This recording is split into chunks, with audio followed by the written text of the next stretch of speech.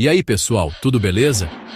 Aqui é o Israel e hoje vamos mergulhar em um tema que fascina e aterroriza a humanidade há milênios. Já pararam para pensar no poder avassalador descrito em textos antigos? Hoje, vamos explorar exatamente isso, investigando os castigos divinos mais assustadores já registrados nas Escrituras. São histórias que não apenas falam de punição, mas que moldaram civilizações, inspiraram impérios e ecoam em nossa cultura até hoje. Preparem-se porque vamos analisar eventos que, segundo os relatos, foram tão cataclísmicos que alteraram o curso do mundo de maneiras inimagináveis. Desde dilúvios que submergiram o planeta inteiro até cidades inteiras varridas do mapa por fogo celestial, essas narrativas são muito mais do que simples contos. Elas representam momentos de virada, pontos de inflexão onde a intervenção divina teria sido direta, implacável e definitiva. Alguns desses eventos mudaram a história da humanidade para sempre, redefinindo a relação entre o homem e o divino e estabelecendo novas leis e novos caminhos para os povos que sobreviveram. A escala dessas punições é algo difícil de compreender, mas é exatamente isso que torna a exploração delas tão intrigante. Então, se você é curioso sobre história, mitologia e os grandes mistérios que formaram nosso mundo, você veio ao lugar certo. Vamos desvendar juntos os detalhes por trás dessas punições épicas, tentando entender o contexto, as razões e as consequências devastadoras que elas trouxeram. Peguem suas anotações, ajeitem-se na cadeira, porque a viagem de hoje nos levará ao coração de algumas das histórias mais dramáticas e impactantes já contadas. Vamos nessa? Nossa primeira parada é talvez a punição mais conhecida de todas: o Grande Dilúvio. Imaginem um mundo que, segundo as Escrituras, havia se tornado um lugar de extrema corrupção e maldade. A violência era a norma e a humanidade havia se desviado completamente de seu propósito. Diante desse cenário de caos moral, Deus teria decidido que era hora de um recomeço drástico, um verdadeiro reset planetário. A decisão foi radical: apagar quase toda a vida da face da Terra com uma inundação de proporções globais, um evento tão colossal que reescreveria a geografia e a história do planeta. A tarefa de preservar a vida foi dada a um único homem considerado justo: Noé. Ele recebeu instruções divinas detalhadas para construir uma arca gigantesca, uma embarcação colossal capaz de abrigar sua família e um casal de cada espécie de animal. Pensem na magnitude dessa empreitada. Enquanto o mundo ao redor continuava em sua rotina de perversidade, Noé e sua família trabalhavam incansavelmente, construindo o refúgio que seria a única esperança de sobrevivência. A arca não era apenas um barco, era um símbolo da fé de Noé e a cápsula do tempo que carregaria o futuro da vida na Terra através da tempestade que estava por vir. Quando a arca finalmente ficou pronta, os céus se abriram. As fontes do grande abismo jorraram e as comportas do céu se abriram, liberando uma quantidade de água inimaginável. Por 40 dias e 40 noites, a chuva não cessou, submergindo montanhas e aniquilando toda a civilização. Apenas a arca, flutuando sobre as águas turbulentas, permaneceu como um testamento solitário da promessa de um novo começo. O dilúvio não foi apenas uma punição, foi uma limpeza, um ato terrível, mas que na narrativa permitiu que a humanidade tivesse uma segunda chance, a partir de uma linhagem que ainda mantinha a esperança. Agora, vamos para o Antigo Egito, um império poderoso e orgulhoso, governado por um faraó que se considerava um deus. Foi nesse cenário que ocorreu uma das mais espetaculares demonstrações de poder divino já relatadas, as 10 pragas. O povo hebreu vivia como escravo há séculos, e seus clamores por liberdade chegaram aos céus. Em resposta, Deus teria enviado Moisés e Arão para confrontar o faraó com uma ordem simples: deixe meu povo ir. A recusa do faraó em obedecer desencadeou uma série de calamidades que visavam não apenas libertar os hebreus, mas também quebrar o poder e a fé do Egito em seus próprios deuses. Cada praga foi um ataque direto e simbólico a uma divindade egípcia. A primeira, transformar as águas do Nilo em sangue, foi um golpe contra Hapi, o deus do rio, a fonte de toda a vida no Egito. A praga das rãs foi uma afronta a Requete, a deusa com cabeça de rã. A praga dos piolhos, das moscas, a morte do gado, as úlceras na pele, cada uma era mais terrível que a anterior, demonstrando sistematicamente que o poder do Deus dos hebreus era superior a todo o panteão egípcio. O faraó, no entanto, endurecia seu coração a cada praga, recusando-se a ceder, arrastando sua nação para uma destruição cada vez maior. A escalada de terror continuou com a chuva de pedras e fogo, uma tempestade sobrenatural que destruiu plantações e rebanhos. Depois, vieram os gafanhotos, que consumiram tudo o que a tempestade havia deixado, mergulhando o Egito na fome. Em seguida, uma escuridão palpável, tão densa, que paralisou o país por 3 dias. Um ataque direto a Ra, o deus Sol, a principal divindade egípcia. Essas 9 pragas foram um prelúdio aterrorizante, uma demonstração de força crescente que preparava o terreno para o golpe final e mais devastador de todos, que veremos mais adiante.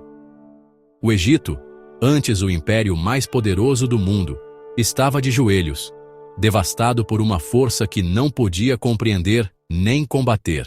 Nossa próxima história nos leva a 2 cidades cuja reputação de perversidade se tornou lendária: Sodoma e Gomorra.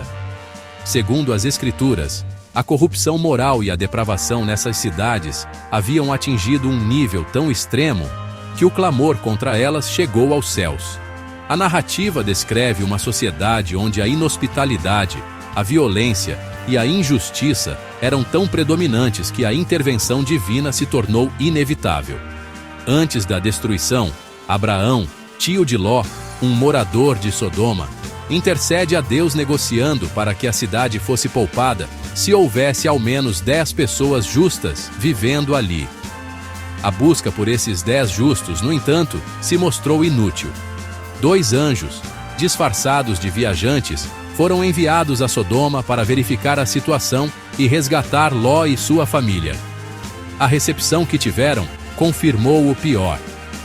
Os homens da cidade, de todas as idades, cercaram a casa de Ló, exigindo que os visitantes lhes fossem entregues para serem violentados. Esse ato de extrema hostilidade e maldade selou o destino das cidades. Os anjos cegaram a multidão enfurecida e instruíram Ló a fugir com sua esposa e filhas, o mais rápido possível, com uma ordem muito clara: não olhem para trás, sob nenhuma circunstância. Ao amanhecer, enquanto Ló e sua família corriam para as montanhas, a punição divina desabou sobre a planície. O relato descreve uma chuva de fogo e enxofre caindo dos céus, consumindo completamente Sodoma, Gomorra e todas as cidades daquela região. A destruição foi total e instantânea, transformando uma área fértil em um deserto desolado. Abraão, de longe, viu a fumaça subindo da terra como a fumaça de uma fornalha.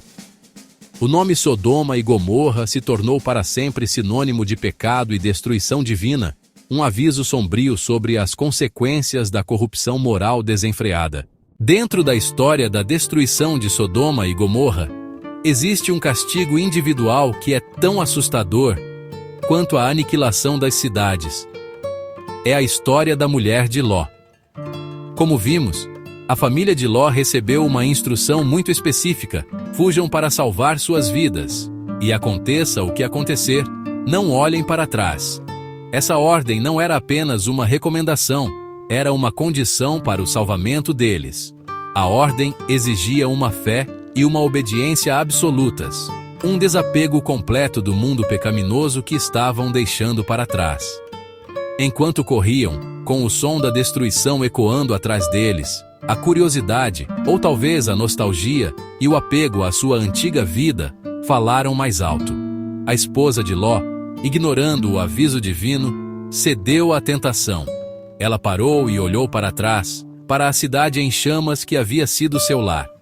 Talvez ela estivesse lamentando a perda de seus bens, de seus amigos, ou simplesmente não conseguia acreditar no que estava acontecendo. Seja qual for o motivo, esse único ato de desobediência teve uma consequência imediata e terrível.